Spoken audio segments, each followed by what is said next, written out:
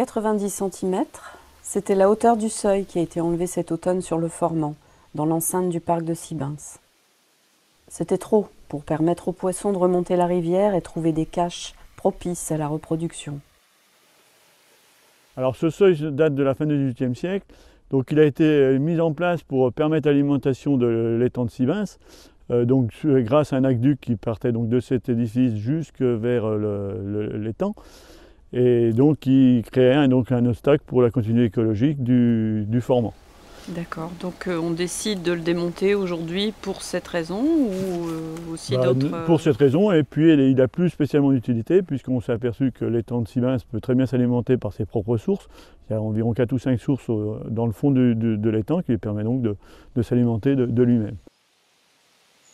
Les spécificités et les caractéristiques de la rivière du Formant permettent de mieux comprendre l'enjeu des travaux menés.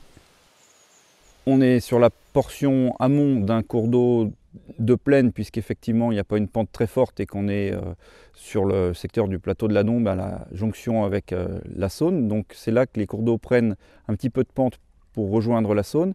Également qu'on a l'apport de sources, très intéressant pour le fonctionnement de ces cours d'eau. Parce que par ailleurs, le reste du bassin versant, c'est-à-dire tout ce qui est à l'amont de ces cours d'eau, est extrêmement agricole, ce qui peut entraîner pas mal de perturbations, l'apport de ce qu'on appelle matière en suspension, c'est-à-dire les terres qui ruissellent lors des pluies ou également d'autres pollutions. Avant le démarrage des travaux, une pêche électrique a été organisée afin d'éviter la présence des poissons sur la zone du chantier. La pêche électrique est la meilleure méthode pour capturer le poisson. On peut ainsi capturer tous les poissons présents sur le site pour éviter toute mortalité.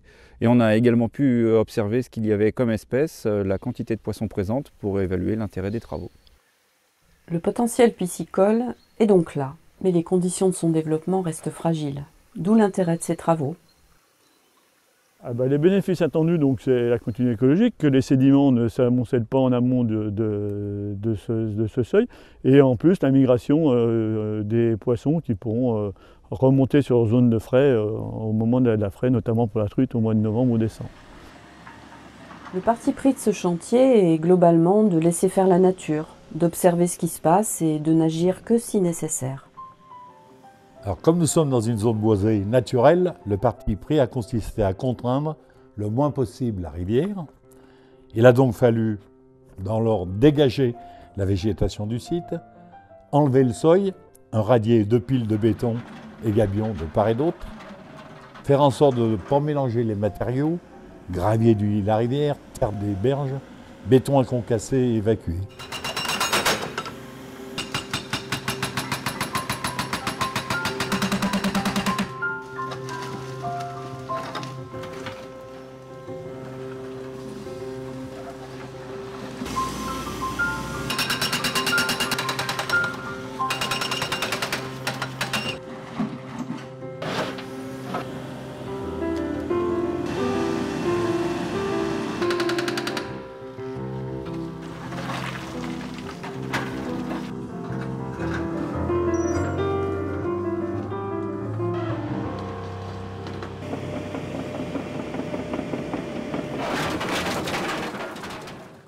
Il a fallu retaluter les berges, poser du géotextile, de la toile de coco, et replanter quelques essences, arbres et arbustes, pour aider au maintien des berges.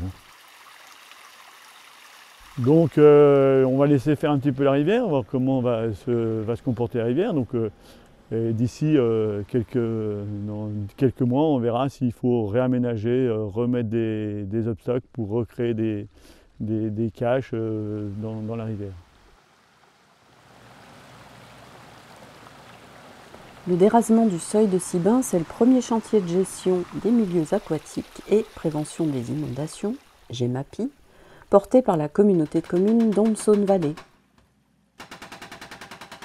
Toutes les communes membres de la communauté de communes étions sensibles à cette compétence environnement et nous avons anticipé la prise officielle de la GEMAPI qui était prévue que pour 2018 puisque nous l'avons mis en place dès 2016. Ce premier chantier de restauration de la continuité écologique est exemplaire à plusieurs titres pour la communauté de communes.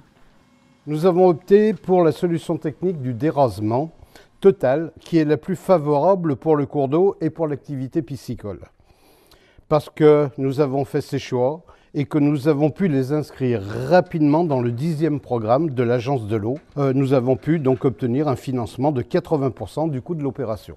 Et enfin, c'est un très bon exemple de ce en quoi consiste la restauration de la continuité écologique. Nous espérons que ce petit film l'illustrera.